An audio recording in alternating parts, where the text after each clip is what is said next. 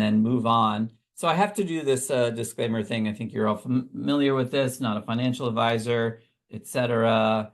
So all this information is for entertainment purposes only, the usual yada yada. Okay. So here's a quick outline of what we're going to be looking at. And again, I maybe some of you might be familiar with this, but I wanted to make it very beginner friendly so that just in case someone's really starting, that the instructions would be clear, and you wouldn't have to resort to ChatGPT to get instructions on how to turn on a moving average in TradingView, although that does work. But then as we continue, it'll get more and more sophisticated. But the purpose of this webinar is really just how to get this set up, and then we'll get into some examples and certainly why I think it's so effective along the way. And but by the end of this, you'll have not just instruction, but a resource on how, if you like this market view, how to set it up. So technical setups that work. Here we go. I'm going to end the poll. Thanks for those who answered. Appreciate it. All right. So there's 3 different trading accounts, and I know many of you have TradingView accounts, and premium is really recommended due to the number of indicators. Essentials, but for those who are just starting, or again for a resource point of view, who might not even be using TradingView, Essential is going to be tough to work with because there's only 5 indicators per chart. So I would say, Plus is workable. You just have to create more views. But Premium is just, if you're going to be at this level and interested in this type of work, then I would say just get Premium if you can. My full setup this is what I'm looking at, and some people think it's, well, you'll be the judge. For some people, it may be too messy, but I've been using it a long time, and I get a lot of information from it at a glance. So I'm using 6 different moving averages. They're all simple, so those are pretty easy to set up. I recently, meaning in the last year or so, got turned on to the 325 moving average by a certain person on account on Twitter, so I want to give credit for that one. And then typically on a daily chart, I'm looking at 4 different pivots, and I'll get into what those are and explain those. And very simple additional around the Bollinger Band, standard setting and volume. I don't use volume a whole lot, but I do like it on there just in case there's a big news event or something. I know what to put in a context. And then 3 indicators below price, and I'll get into how or why I'm using those as well.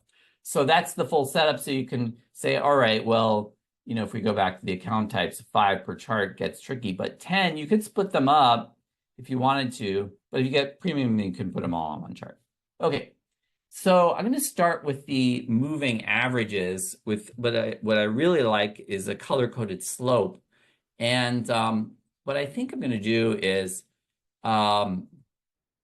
show, so I have the explanation both in the video like this, in TradingView, but also in the deck. So I'm going to go back and forth, and hopefully this format works for people.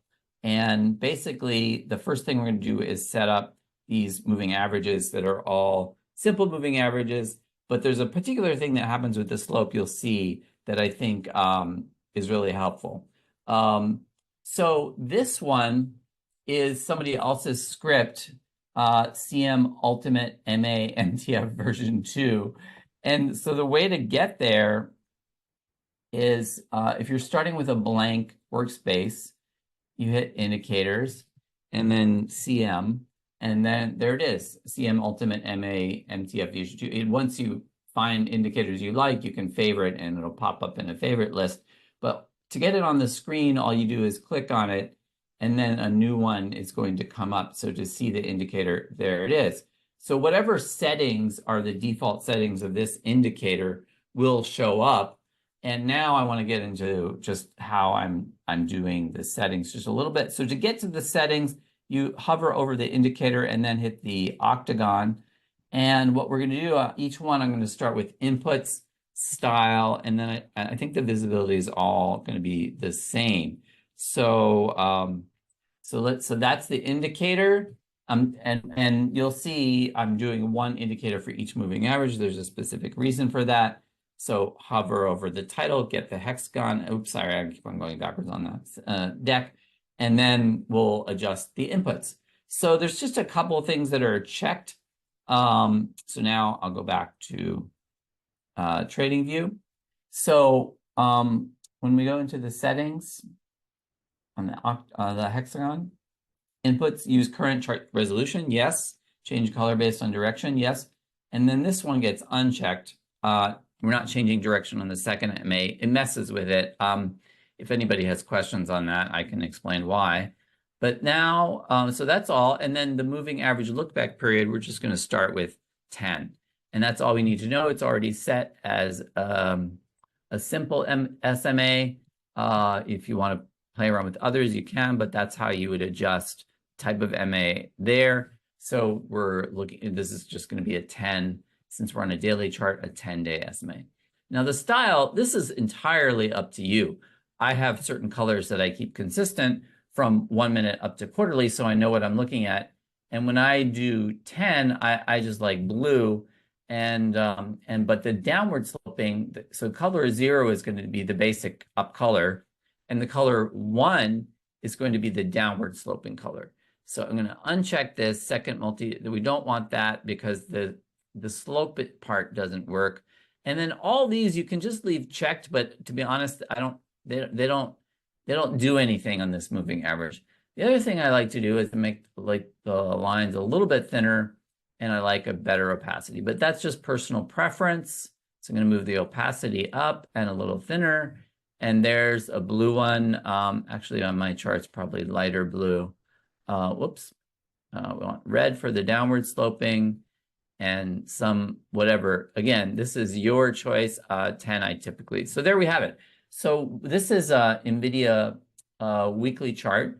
And so now we have a moving average that when it starts to slope down turns red. And I really like this because it's an upward sloping moving average is much more likely to act as support, and a downward sloping moving average is more likely to act as resistance. And it also shows trend changes. A long time ago, I noticed that when the daily 200 moving average was starting to slope upwards, that was kind of key. And I've seen the same thing this year. Actually, while we're on, we'll get the 50 set up and I'll show a couple of examples of why I think the slope is important and that something institutions are paying attention to. But this just makes it really easy to see. So now what we can do is if we go into the settings here, if you have your colors, you can save it as a default by doing, let's see, get that a little higher. Yeah, and then there's an option that's not quite in the screen there. I'm going to fix that. Okay, save as default. And that will be, then you'll just get the same thing that you just selected. So if you do that, save as default, then it'll be easier to replicate. So you can just go to the indicators, type in that CM, and now we're just going to put it in for the rest, the other moving average length. So we already have a 10, so we're 20, 50, 100, 200, 325. And then we just go through, and all we need to do is change the input to 20, and then choose a different color for, whoops, not the color 1, the color 0, which is the basic color. And I've already got the opacity the way I like. So here's a 20 moving average in orange. And I'm just going to go through ahead and get the others going. I'll go, if anyone wants to ask any questions or wasn't sure what I did, but hopefully some of the examples as I do this will be pretty clear. So settings, now inputs, going to do a 50. And then pick a different color. I'm going to use purple. Then that's done. Now for the next one is 100. So input 100. I'm going to make that black, but I'm going to make it thinner so it stand out. And then 200. Next one here. And I also do that in black typically. Just leave it thicker so that way it's easy to tell what's what. And now the last one, I didn't really have any colors that I liked for this new moving average, and I was testing it out. And so I went with some dots and said, if you want different, not just lines, you can click on this and get dots. And here's brown.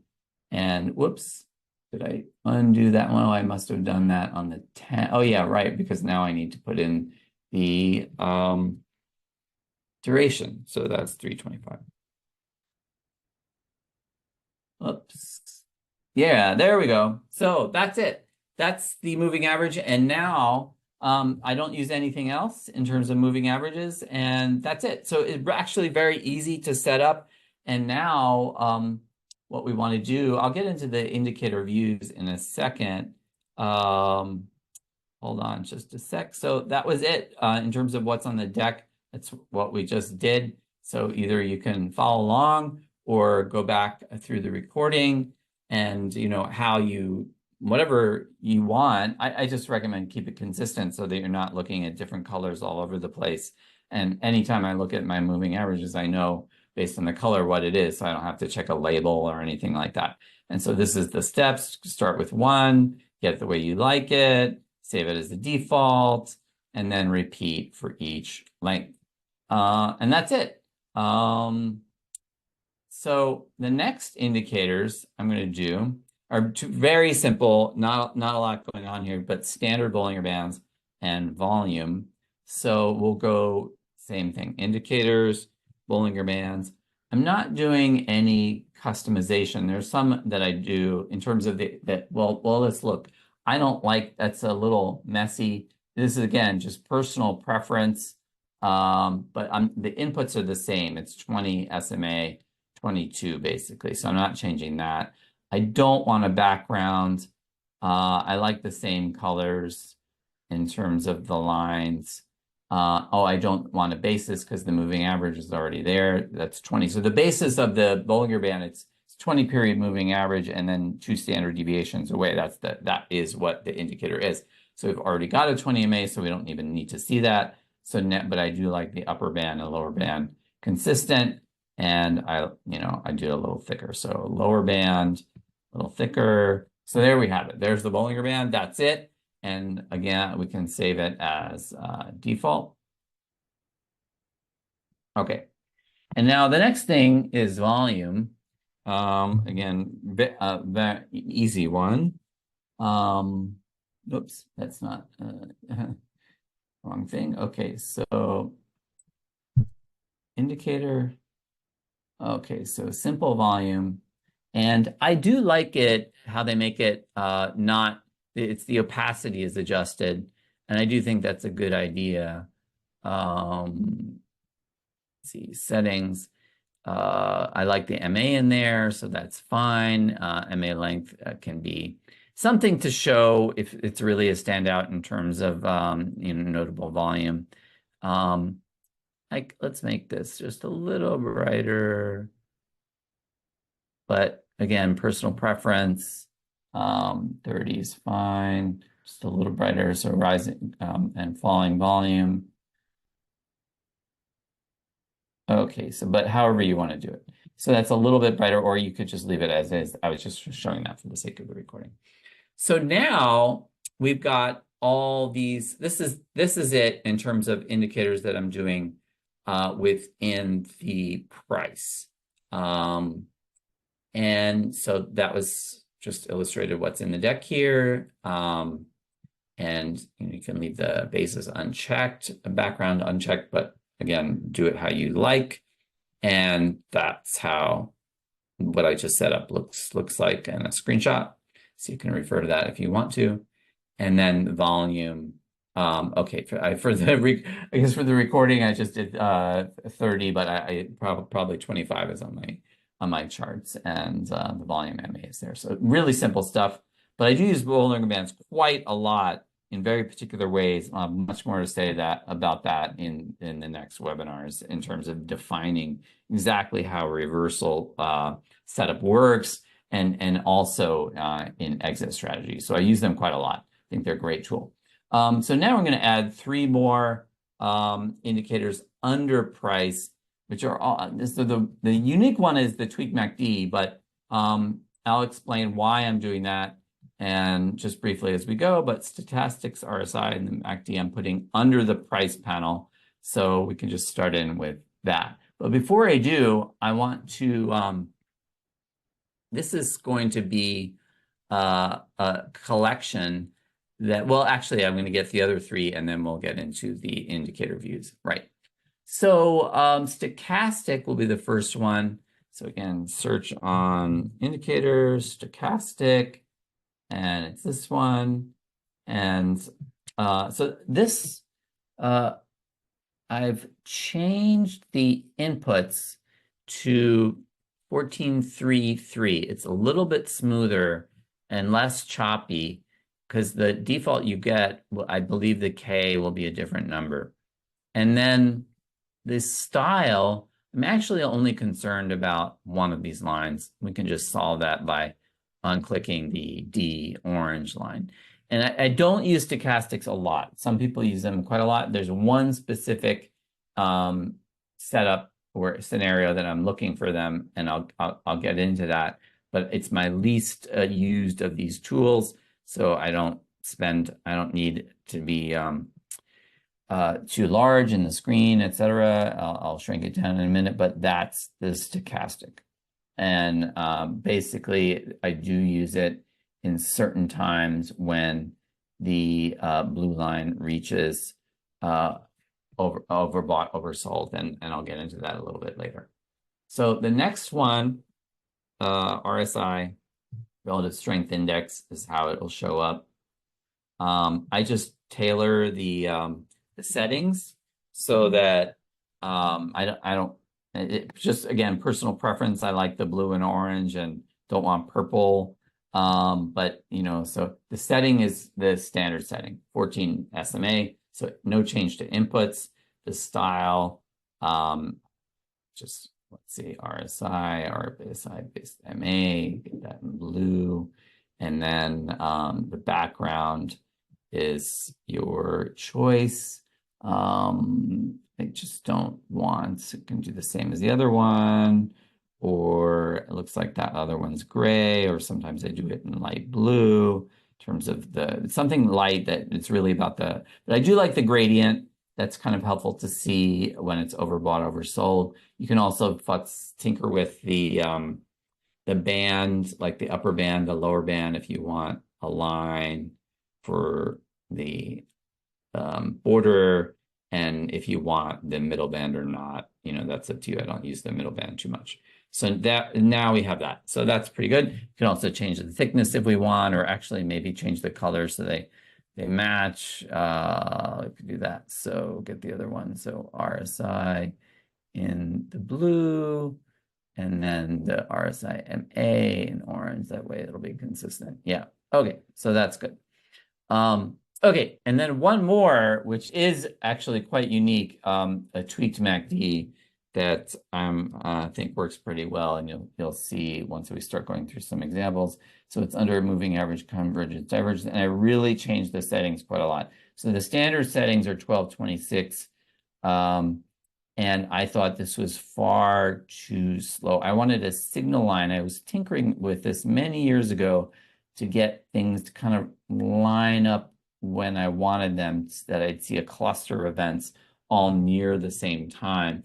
And maybe it's overkill to have 3, but I also like to have one thing that I can look at and just be like, okay, now it's time to hit the button. That's the goal here.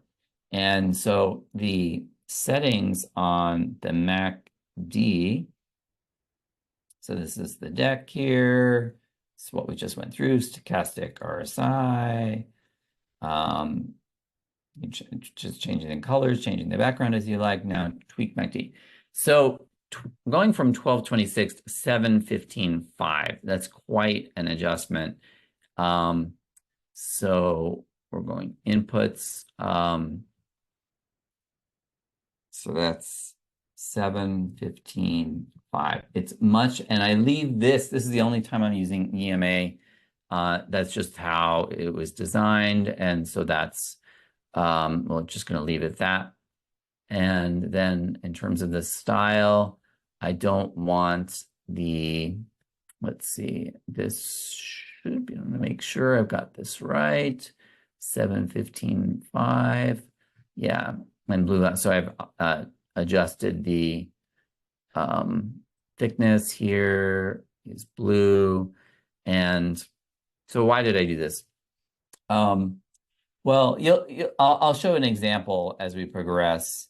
And again, to create one signal line, I use the histogram also in terms of exit strategies, and also it's kind of like a pre-warning of a change in trend. So I do like to have it up there, and it's coded so that when it's increasing and going up, it's a darker green, and when it decreases a little bit, it's a lighter green. And same with red. If it's red and getting worse, it's a darker red, and then if it's red but moving back towards zero, it looks as pink. So again, you can do that how you want. So there, and then we can save it as default. Okay, so I am using the MACD and the RSI all the time, and stochastics a lot less. So I'm going to shrink that just so it's just not taking too much time in the screen. And then we have our RSI. Shrink that. Okay, and then MACD. So this is it now. This is a format that you can use on any chart, whether it's 1 minute or quarterly, because we haven't put the pivots in yet. And so now I want to save, so we don't have to replicate this work all the time. We can save it as an indicator template. So I recommend that you number things to kind of keep a tidy order, but you could save it as a template and call it, whatever you want to do it. But if this is one, I call this long-term basic, but you can call it what you want. This is it doesn't matter you use Marsilio or not. It's up to you.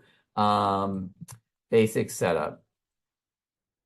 And if you save this as an indicator template and want to see it in your chart, then all you need to do is hit this square button and it'll pop up of what you just set. And if you save the defaults along the way, if you're creating a new, you can start with this indicator template and then change it. Or, now you have all the indicators. Once you get them the way you like them, if they're all saved as default, it'll remember that. So, okay. So just a few notes, why is this? Maybe the volume's a little too much at 30, maybe 25 is better. So just based on this, before we get into any pivots, first of all, that the 325 is pretty great, but I guess I'm just looking at a handful of key things that I think people will be interested in. And so this is back on key low for NVIDIA's bear market low. But one of the reasons why I was so excited about it at the time is that I noticed it was really leading compared to a lot of other stocks in terms of how it was holding up. So its weekly 200 MA was here. So in October, it was already recovering that.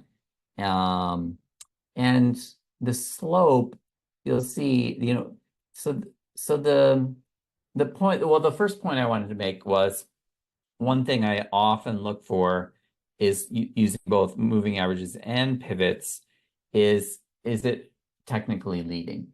Because often the technical leaders on a pullback will, as long as they're not like safe haven trades, will lead going forward. So it's not always, exactly the way it works, but NVIDIA, I do believe, let's say October 2022, it broke the 200 slightly and then recovered in October above the 325. A lot of tech stocks have been beaten up because it's a tech bear market.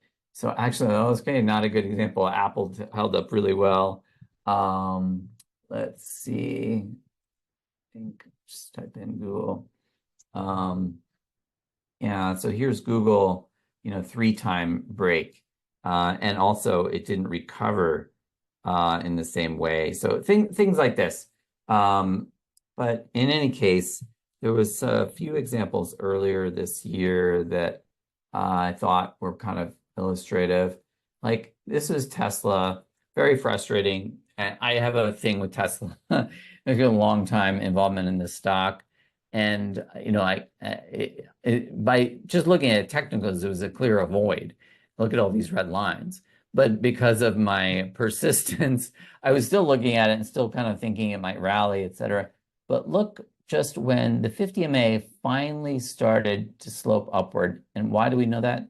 Very easy to see because here's purple, so that was January, then 50 MA rolled over red, red, 50 MA, 50 MA, 50 MA, and now it starts to slope up. And finally, there was an explosive move to the upside soon after. So these are just little clues that environment's changing that I think work really well, and I've seen that on a number of stocks. So that was a current example. Okay, so got this set up. Let's look at Bitcoin. I think a lot of people are interested in the cryptos. And just before we get into pivots, what's going on here in terms of, so look at that 325 moving average on Bitcoin. Okay, say no more. I think you're all going to be turning it on your charts now. It really does seem to work very well. There's not really a magic. It's just what the institutions are doing and then getting in line with that. But that was obviously a major low in 2022 for Bitcoin. And then again, downward sloping lines. So this is a weekly chart, downward sloping lines, downward sloping lines.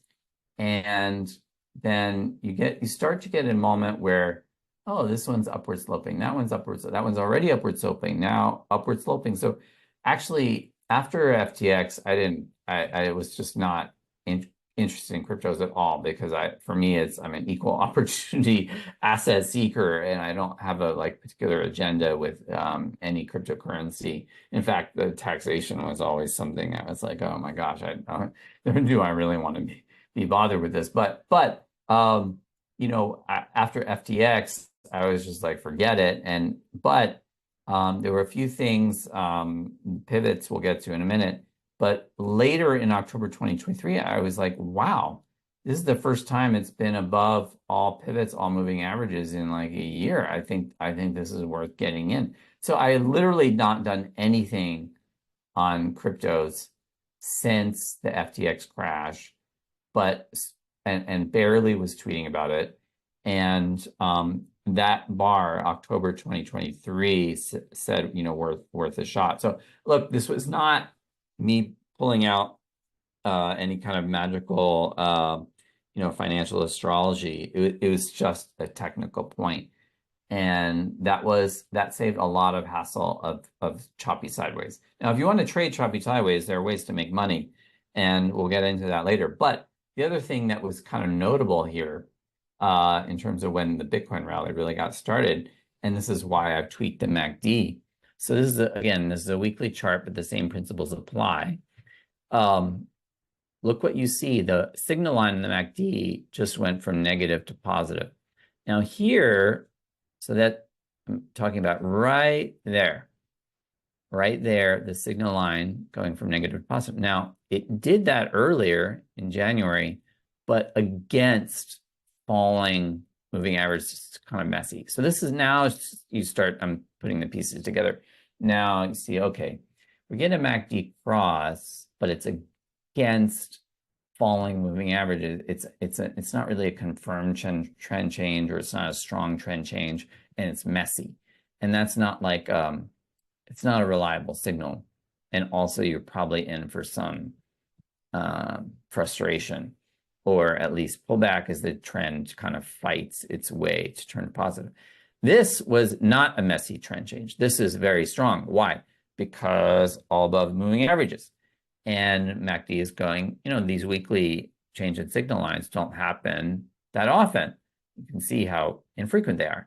So that was a good trend change. That's all. That was all. And then that was all that tweak. So avoided Bitcoin for a year, just had my technical setup on the weekly chart, and the pivots were even additional on this. We'll get to that in a minute, and boom.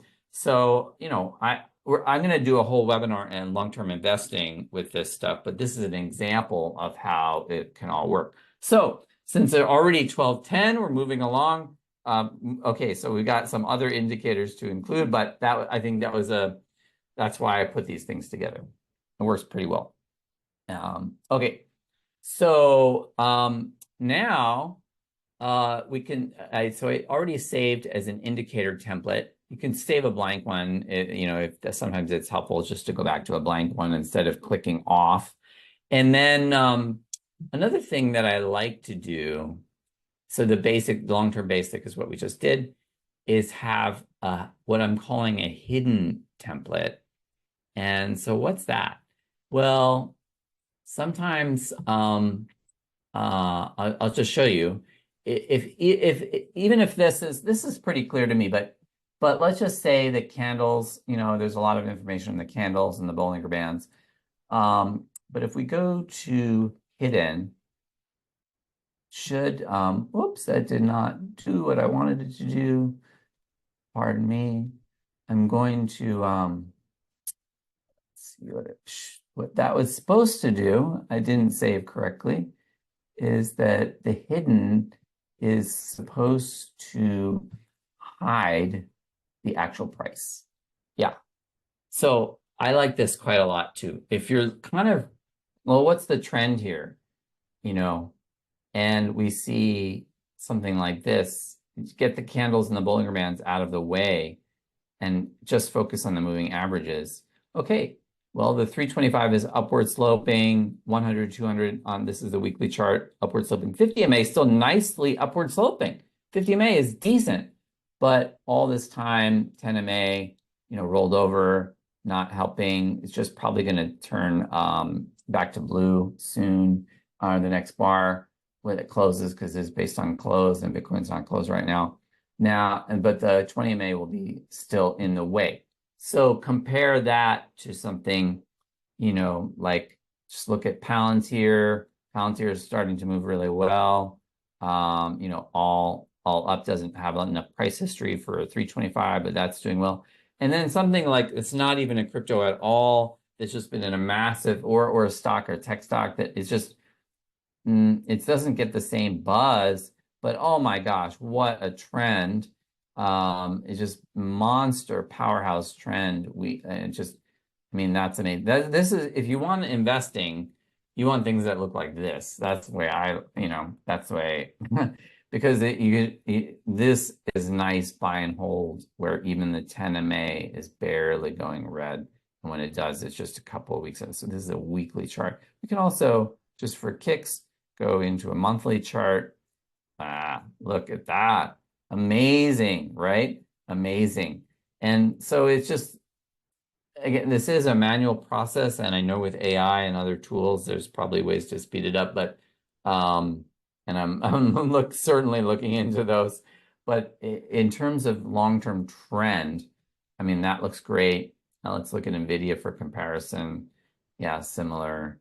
These are where the big money, moves are made. So, but when did it correct? So we're on a monthly chart. This was last 2020, how to run 10 MA, everything else.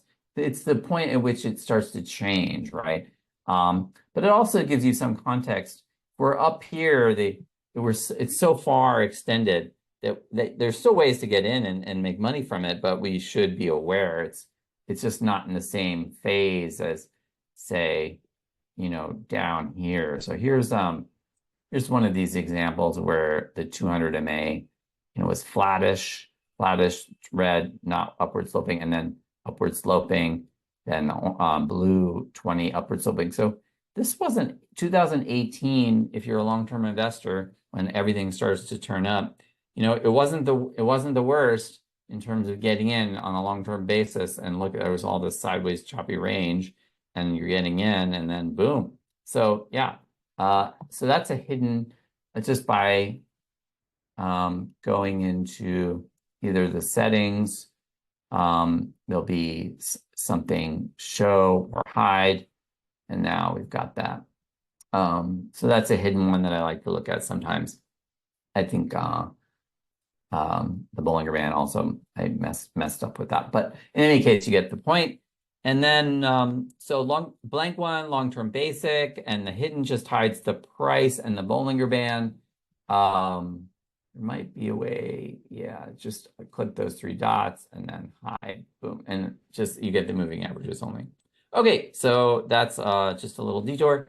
And now we're going to add, again, say this as you like, pivots. And let's see, 1215. Orange is bull bear line, red is resistance, potential turning area, and then green is support, potential low area. So I wanted to go through a couple of examples to just to show like why you should care, why you want these on your charts. And I'm just going through a couple of main assets, and you'll see I'm just going to whip through the examples you just heard and couldn't see. So this is Bitcoin 2021, and here's the high on yearly R3 here. Big pullback down to the 50 MA, up to the yearly R3, exceeded by 1 week, and then it was see you later. So that was a pretty good level to have in mind. And then this year's high, so when you see the line going for the whole year, that's the yearly pivot. If you see any line that's only the 6 months, first 6 months, second 6 months, that's the half-year pivot. And I've already told the story of the half-year pivot, but now you see how they're operating. So the high of the year in Bitcoin, even though it did exceed on the daily basis, on a weekly basis, it's pretty much the half-year R3 here. And then what held as support? The yearly R1. So the resistance levels, their potential turn, any pivot, since that had exceeded and been traded above for so long, it can act as support, just like a moving average. But the combination there on the recent low on the weekly chart was yearly R1 and nicely rising weekly 50 MA. That was a recent low. But the high of the year, pretty close, not bang on it, but yearly R3 up there. Here's Ethereum, and look at that, yearly R3. So I'll spare the story. But that's the way it looked like. One tag, test there, done. Now, trying to hold a half year S1. Okay, just making sure that did I draw these pivots? No, I'm going to show you how to turn them on through this indicator that everyone will have access to as long as you have a TradingView account. So a couple others. Let's see. I mentioned semiconductors, SMH ETF. There's two of them, stocks and semiconductors. Semiconductors. The SMH is S&P, and this stocks has a smaller. But look at that. So that's SMH, obviously unstoppable. Everybody talking about NVIDIA, et cetera. But look where the move ended, yearly R3. And if you've been following my work, I actually did mention I wasn't, you heard the story earlier, but that's how it looked like. That is where the move ended. So the other thing I wanted to show is the COVID low on main indexes. So just going back to, this is COVID crash low on the Dow, yearly S3. So I do have the label in there. So here's the COVID crash. Dow, I'm using the ETF, but the index was the same. Yearly S3 on Dow. And then S&P was yearly S2. Same move, yearly S2. And then tech was higher to start with. I mean, it had already tagged yearly R1. Then we had the COVID crash, even though there might have been a little bit of price action below yearly S1. So on the same day, basically, you had Dow holding yearly S3, S&P holding yearly S2, and tech, QQQ, NASDAQ holding yearly S1, and then that was it. So that's another nifty thing, is when indexes are all, multiple indexes are responding on pivots or on key levels or on yearly levels. My eyebrows are up, saying what's going on here, and combined with a few other things. And even though it looked like the world was coming to an end, if you were looking at pivots and maybe VIX and RSI, it was like, wait a second. And there's just lots of key turns on these yearly levels. Here's another one. This is yearly S2. That was the end of the tech bear market. in 2022. I can go on. They're just over and over and over again. Not every time, but enough, and enough of them. So especially when yearly levels are in play by multiple indexes, I'm looking at them. I think one other that I mentioned earlier was gold. Get that on there for the sake of the recording. So gold low of the year, right on its yearly pivot right there. And then here's the move up to yearly R3. Digestion, power up to above yearly R3. So truly strong trend in gold right now. You could say technically stronger than SMH because SMH is not above its yearly R3, even though the percentage is different. As a trend, technically it's above. So, okay. So have I convinced you yet? Hopefully so. And so now we're going to turn on these on the chart. Okay, so that was the example. So I've already explained what the pivots are. Pivot, basic bull bear line, defines the trend. Actually, very simple math. But the point to understand here is that it's based on the previous period. So whatever pivot you're looking at, if it's a yearly pivot, it's based on 2023 high, low, and close, and it does not change all year. The 2024 pivot, unlike a moving average, does not change, or almost any other technical indicator. Often you'll have it fluctuating or changing moving average or whatever. The pivots are in play, and I think this is why the institutions use them. They can have their orders sitting there and not adjusting their orders, or I'm not sure, but they are still working. Here's the math behind the R1, R2. It's not really a big deal, but you don't really have to know this to have them on. And again, the important point is they're in play for the whole period. But just with the similar logic, half year, January to June, July to December, and then of course the second half pivot are based on the first half high, low, and close, and then quarterly, monthly, weekly, daily, etc. Same idea throughout, just different look back period. So now when we build out some views, this is where you can tailor it to your own investing activity, because the weekly chart, we cannot have daily pivots on the weekly chart. It's too cluttered. But I will put, and the examples you just saw have yearly and half year pivots on them. The daily chart, I will start to include more, the quarterly and monthly. So again, if you're just new to this, I could see like, oh, that is messy. And I would suggest maybe having different layouts. You could have one with moving averages and one with pivots. And there's another view that I particularly like that I'll show you soon. But there's a lot of information here, and I'm just used to looking at it, so it doesn't look messy to me. And I'm looking for specific things in terms of entry, management, and exits. But in terms of assessing the market and where I want, and is it something I want to be involved in, and why? It all starts with pivots and moving average status, and I'm using these very simple. The timing work I do is insanely complicated, and so I want my technical system to be simple and objective, and have a very clear criteria for every phase of trading, and that's how I'm using trading and investing. By the way, using these tools. And the time is clipping away, so I don't want to go on too much on the why, and I really just want to get because of the delay. So I want to make sure. So now, if you're and cover what I want to cover, if you have to go, no problem, and you will have access to the recording later. So again, continuing with the pivot weekly chart, it's going to be yearly and half yearly only. Daily will have these four, including the quarterly and monthly.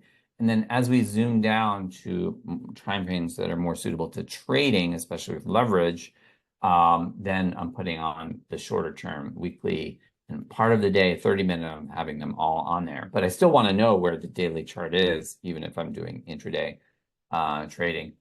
But anything under 30 minutes or less, I'm just putting it all there. So those are the time frames I use, but again, you can customize it to you. The point is we can't put all the daily pivot on a daily chart because you have a line for each bar. It makes no sense. So that's what's going on here. You can have different collections for different views and time frames.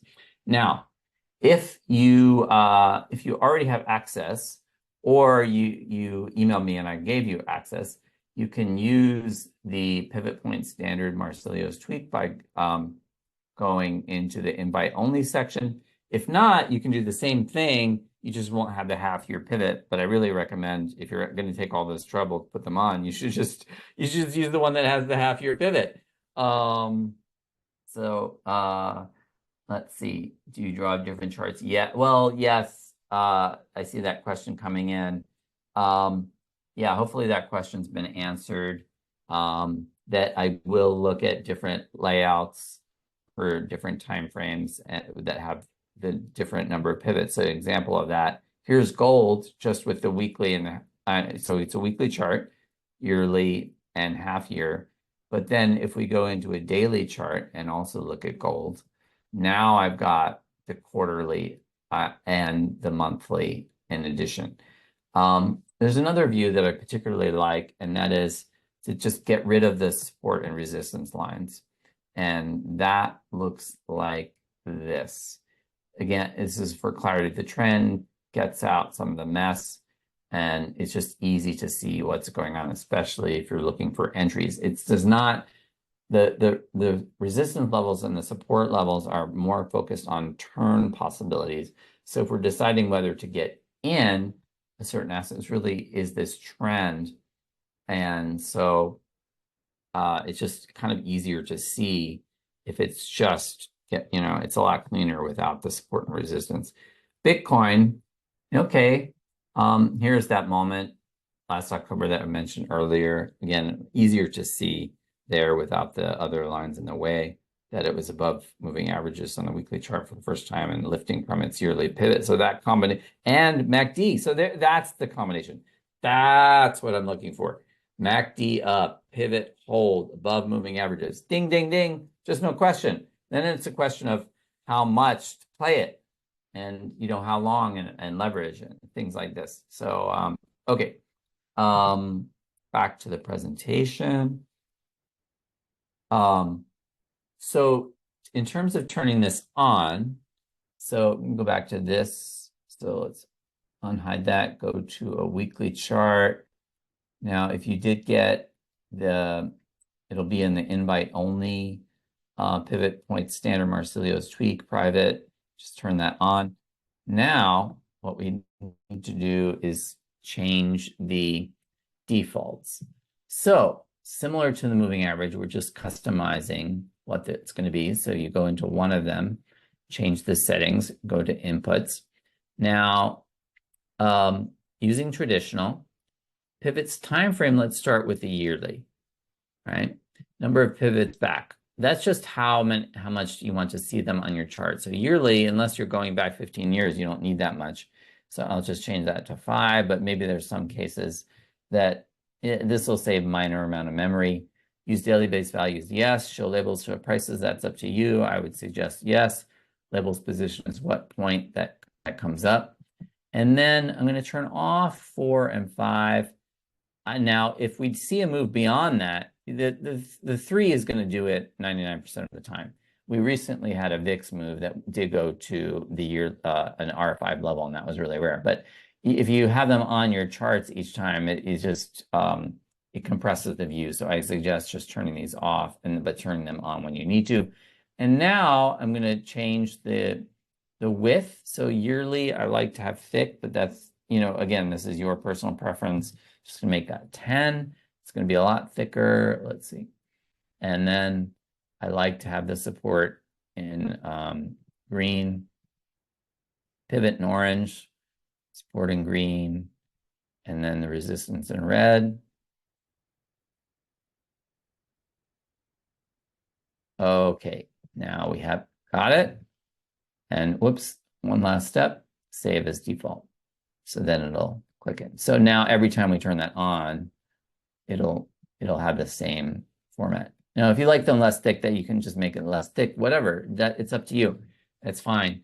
Now, when we replicate it, just like the moving averages, it should pop in on that view, and all we need to do is go from build out the others. So now go to half year, and maybe instead of 10, we can do it 8, something thinner. But see, the colors are already there. So do 8 or less. And now we'll turn it on again. We'll do quarterly, we'll go, but before we get there, we can save this as like a weekly chart view. Looks like the Bollinger Bands are not on here, or maybe I hid them. Yeah. Okay. So if we have this and we want to have this collection as a weekly view with the indicator template, then we can save it as whatever weekly setup or whatever you want to call it. But the numbering just keeps it kind of tidy in order. Otherwise, it'll be alphabetical. So now we add that again. Then we're going to get point is to do adjust this to quarterly. And we can maybe we want to see more quarters back, so we can bump that up to 10. And instead of the line with 10, we can move that down to 5, so it's not taking it. So that's now we see, and also if we go to a daily chart. So, you could leave it at this, but the monthly I find also helps to have. So it's the monthly, obviously doing the same thing and then changing the frequency to monthly and making that a little thinner. And that's it. That's the daily chart view. I'll just get that one on there, I guess. Indicator, we'll do that one more time and get the daily version on there. Daily, line with, whoops, it's not daily. Sorry about that. Quarterly on the daily chart with a thinner. Oh, okay, quarterly. Oops, I don't want that monthly. Okay, so now the small lines are the monthly pivot. And look at that. Look at the low of August. See, I don't have to look too hard to see things so much of the time. Now, it may not be every turn, but that Lily just held its September pivot and 50 MA combo on the daily chart. And so far, that's the low of the month. And it just happens all the time. And that's why I haven't really, once I kind of started using this combo, I know there are many different indicators and everyone's after a holy grail of indicator, but I just stopped looking because I continue to see them in play. Look at this low. This is quarterly pivot, low on Lily, right there. Boom. Okay, so again, over and over, if you start looking for them, and this is maybe not an exact tag, pretty close up there. So what would that level be? Well, we see it's in play for the quarter, so that's quarterly R1, almost, not quite. Okay, enough of me trying to convince you that they work really well. But that's how to set them up. And then for shorter time frames, like 4 hour and 30 minute, we're just doing the same thing, but going down and adding the weekly. And on my 4 hour charts, I like to see where the daily pivot is, even if I don't have the rest of them. Let's see, this is a 4 hour chart for ES. So it actually has a little thin line that is the daily pivot, but no daily support resistance levels. And there are often, not always, but often turns on the weekly levels. Here's a good one. Just this high on ES. The weekly levels work well for swing trading on the index futures. And, some of this wasn't bang on anything, but look at like ES, NQ, YM, RTY. Often there'll be turns on some of these. This is just a lower Bollinger Band hold on the 4 hour chart recently. And again, I'm looking for specific setups in these combination of tools. And I'm going to get into that much more so next time. But here's a good S3. So here's August. This was monthly S3 on ES right there. That was the low on that kind of panic drop. And since we're looking at that, I can't resist going to Well, VIX got up to yearly R5. That was really real. I'll skip that for now. But that was the second time, actually, a pullback ended with an index future on a monthly S3 level. So, okay, it is 12:50, but I did have that delay of wasting time. If anyone wants me to go through the weekly and daily, but the process is exactly the same. And I do have some more things to say. So if you want, I think you got it. It's just turning it on, then adjusting the time frame on that initial option instead of here. It'll be monthly and then weekly or daily.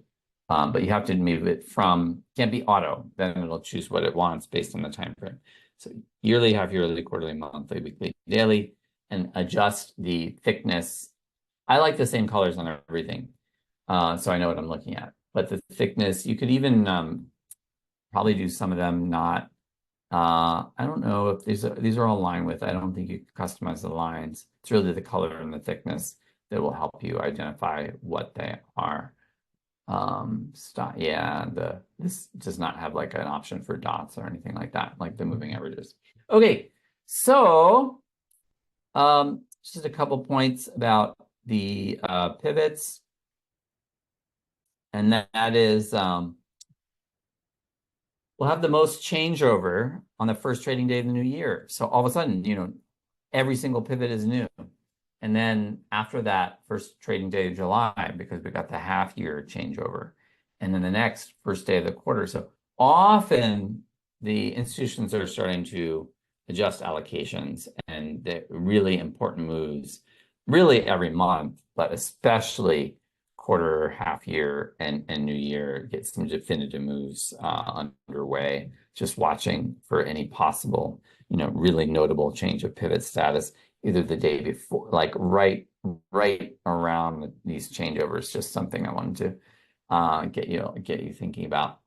Okay, so we've already got indicator templates. I didn't spend time building out the 4-hour or the 30-minute, but the process is exactly the same that we already looked at. And I'm just saying in the weekly, I'm including yearly and half year. But you can also, and I did have one view of this, just the pivot only. So this is, when I say pivot only, I'm taking out the support and resistance levels for clarity of trend. It's kind of nice to see that. And then here's the daily. And you can do the same thing on the daily for clarity of trend. Just get rid of the support and resistance levels. And then you get situations where it's just objective. Now let's look at this. Was ES had a MACD signal line go back to positive on Thursday.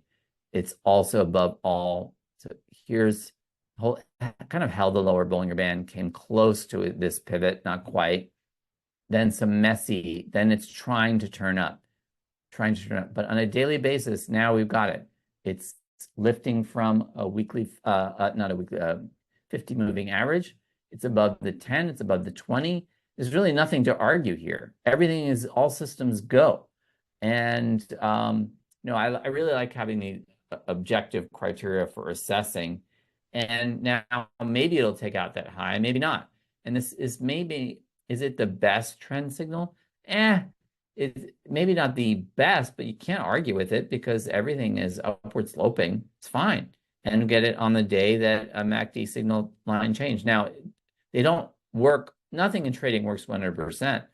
But for example, last in April, when we had this first pullback of the year and sentiment got really stretched, I was talking about key low being in, and then semiconductors started to recover, and then all of a sudden S&P, there's all this rhetoric, a lot of bearish sentiment, but it was just above all pivots, above all moving averages. This is fine. This is time to pile back in, and that was a really good month for me, May, because I was really going long semiconductors quite a lot. But I like to, go max long when the main indexes are all in a bullish trend as well. That's something I'll say more about in future webinars. So it's just objective. You don't have to say, should I do, what does this person say? Is this bull? Is this bear? Is this, what about next year? What about next quarter? It's just the only day we can act is today. And if the signal, and sometimes these signals are pretty few and far between. There can be chop, but look at that on the S&P. There was a signal line last November and then changed to down, not necessarily a short, very messy short, but then back up. And so that was the first one all year. So there's no way I'm going to say, well, maybe not. Maybe I won't hit the button. Maybe I'm not going to allocate more long. Forget it. No, it's in. It's very easy to make a decision. That's the point of a technical system that works. And that's what I hope I'm communicating here. Now let's look at Bitcoin. So really chopping around in a range, going to get more to that in just a couple more minutes.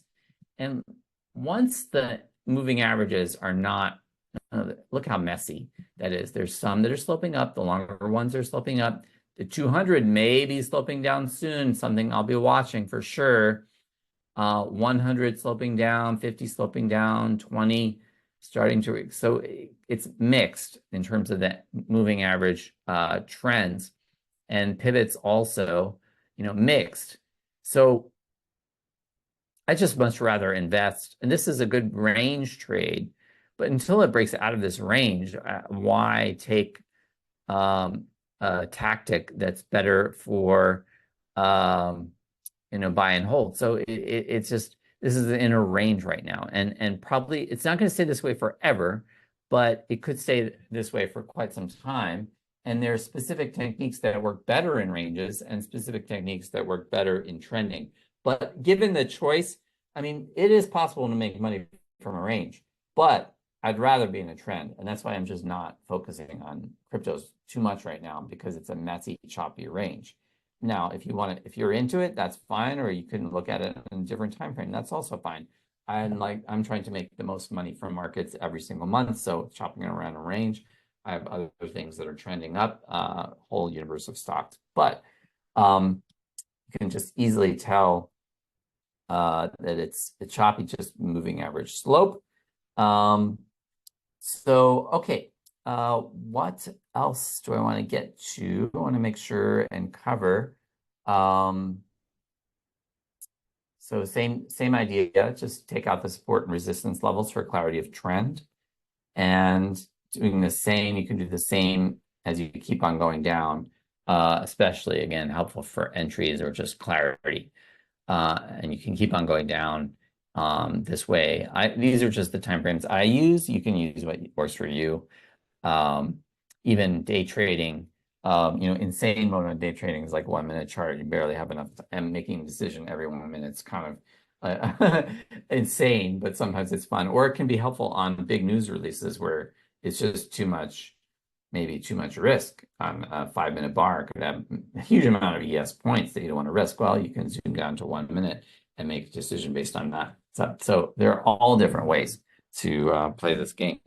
Okay, so now I want to say, I've started to allude to this and talk about, market type, trending, and range, because this has to do with what entry technique is going to be most effective. And the other thing that I really recommend is that whatever your main time frame is, let's say so you're an investor, but you're also a trader. So investor, you can choose. I would say choose one or two of these, not all. Say, okay, there's some positions I just want to buy and hold and not futz with too much, but I don't want to snooze on them either. You can use a weekly chart. But check the monthly for the trend status and take signals on the daily chart, on the weekly chart. And that will be a lot more buy and hold than like a typical trading style. But if you want it even slower, then just move out. Use the monthly chart for your signal and check the quarterly chart for context. If you want to be more active, use the daily chart. It's just, you could get more signals. And if you're using the daily chart, you should check it once a day. If you're like, there's some positions I only want to look at once a week, then use the weekly chart, etc. And I'm encouraging using that higher time frame for context. And then if you really want to get careful, you can go down to the one lower time frame to make sure you're not chasing something super extended, but more on that future webinar. Now, trading, where you're being more active, a lot more possibilities for setups. Still, you can be active on a daily chart, especially with a whole universe of stocks or alternative cryptos or altcoins or whatever, and look at the weekly chart for, larger context. So I call the 4-hour trading like slow swing, because you could get in a position and it could easily be next week, hold for a whole week or 2 weeks or sometimes 3 weeks. So for me, that's kind of a slower swing trade, where a 30-minute signal probably going to be 1, 2, 3 days before you start to get some exits and taking profits, etc. So that's just the way I do it. And that sometimes, based on my timing work, I'll be interested in getting in a longer swing position, but sometimes I know I'll just want to do a fast swing. And then, then there's the intraday as well. Kind of a little too slow. 5 minutes is a good, I like doing that on futures, but sometimes we'll zoom into 1 minute, but that is hard to sustain. Certainly, but it is helpful for, big news releases and things like this. Okay, so that was just in terms of market now. So this is the time frame. The main point on this is that the market type is time frame dependent, because here we mentioned that Bitcoin is chopping around in a range. I'm going to go to that. Well, that's on the daily chart. It is chopping around in a range, and all the moving averages are messy. Let's look at it. We go down to a 30-minute chart. Well, this is all the moving averages are up here. And there's a MACD signal line cross on Friday the 3rd. Look at that. So let's just look at the signal line crosses there. Still against pivots, not above pivots. Down on rising moving averages, not a good short. Up here, fighting with that level. Here, same deal. Again, and now it cleared. So now if we get MACD signal line above pivots, all the moving averages are sloping up. It's just a cleaner trend change. And so even though the daily chart is chopping around in a range, the 30-minute is trending up. Not bad. And what was the recent low here? That little thin line is today's daily pivot. I kid you not. I didn't plan that out. I didn't look for it, but I have a 30-minute chart. It's pretty thin, but that's where it is. So the point about the market type is that it's all time frame dependent, and certain setups, like this is enough. We know that 30-minute has started to trend up now. It's above. When I say above pivots, the red line, those are resistance levels. Just talking about the orange lines. Above the orange lines, MACD up, moving averages all sloping up. That is now trending up status on the 30-minute chart, even though the daily chart is still chopping around in a range. And if we go to, say, a 4-hour chart, still might be, it's messy. So the best way to profit might, is often time frame dependent. But the reason I like to know the 30-minute, okay, look at where the RSI is on the 4-hour. Is that end moving average falling 325? Is that enough to slow that down? Well, it's slowed down. Will it continue? Maybe. So, okay. Then lastly,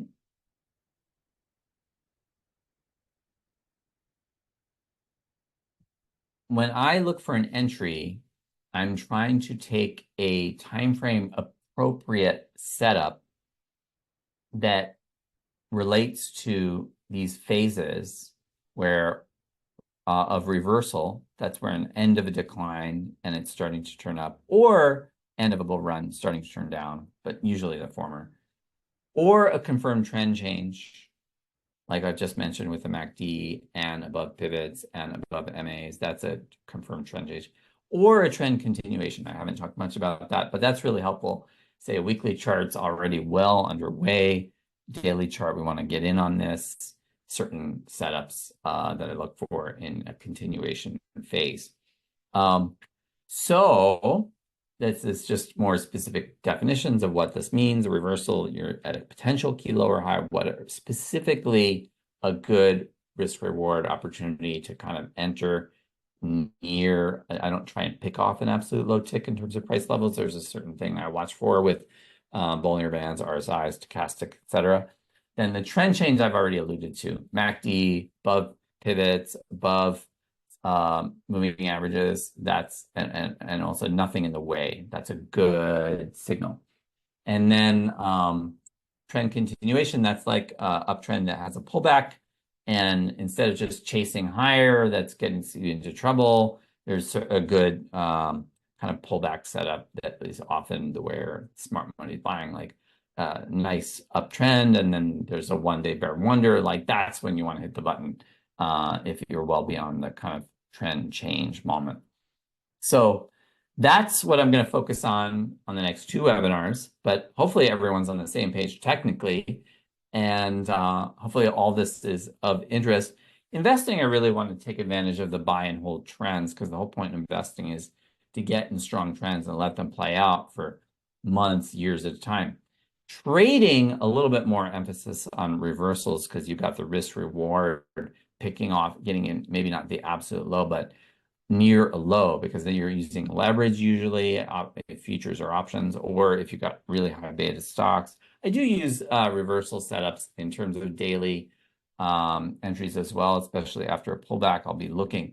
But these three different moments of what to look for: reversal, trend establishment, and whether it's strong or messy, and then continuation, same ideas, 1 minute to quarterly, same thing, so it's consistent. And just the thing is, for short-term trading, you have lots of opportunities. And if you don't have an opportunity, you can go down a time frame, and you'll see there. If you're bored and don't see a trade, you can go down to a 5-minute time frame, and there's definitely going to be a trade. So that's but again, with the leverage and the more frequency the signal, the more I like to use reversal setups. The more I'm trying to buy and hold, the more I like to be in trend or get in on an ad setup. So the next webinar, one will be long-term investing, and then the number 3 will be trading with leverage. So I hope all that's been helpful. Apologies again for the snafu on the screen sharing. I'm sorry about that. And the recording will edit it out. I certainly have time to questions. So how do we get access? If you'll need a TradingView account, you can send me. I sent out an email before the. Maybe some people didn't see it, but you can send me your TradingView username, and then you'll have access. I'll send you, grant you access to that specific script where you can include the half-year pivot. And right now, I'll just watch the chats just in case there are any questions. But thanks again for your interest in my work. And I would love, I have a lot of ideas. It's just too much to do than any one person can do. But I love markets and the timing work that I think some of you know I'm also involved in. But I don't do anything on just timing. And I think the combination of technicals plus timing, technicals can give a signal, and timing can give an idea, can often give sizing, and also informs exits. I've been working on this a long time. I have a long list of pretty notable calls. But this is to share element of my work that you can make it yours in a way that works for you. Instead of bopping around from trading room to trading room or saying, I'm bullish, okay, I'm just going to get in because he's bullish. No, this gives you objective ways of saying this is a signal, and now I'm going to get long, whether I'm scared or not, or this is trouble, and this is rolling over, and the MACD is now negative, and I can't. Now my money's at risk, and it really shouldn't be at risk. So like this, it's objective. And this is how the pros do it. Certain criteria to be exposed. It's a risk-reward game. And just thought that would be helpful to a lot of people, because I like participating in these events. Just like, oh, are you bullish or you're bearish? But it's okay. Well, I have a certain expectation, but that's enough to drive. It's also very helpful to have objective criteria for each asset that you're looking at. Well, even if we just say daily chart only, is the MACD up or not? Is it above pivots or not? Is it above moving averages or not? Is it messy or is it super strong and above everything, all green light? So that just makes it really easy to make a decision, and that clarity and sanity can be very good for results. So with that, thank you very much. Welcome any feedback. You can email me after the fact. I'm really just, this is my second webinar. I did one earlier on a trading edge that was specifically timing for Bitcoin, also can be applied to ES futures. So you can look at my website if you're interested in that. The next two will follow 2 weeks from now. Hopefully I'll get the screen sharing down and so there won't be further interruptions, but feel free to ask any follow-up questions by email, and I hope to see, I think some of you follow me on X. So yeah, you know, I'm ask any questions or whatever. And if you really like this webinar and want to tweet out, that would be great. But if not, and you think, oh, this is, then, you know, no pressure. But if you do like it, that I'd appreciate that. So with that, I'm going to wrap it up and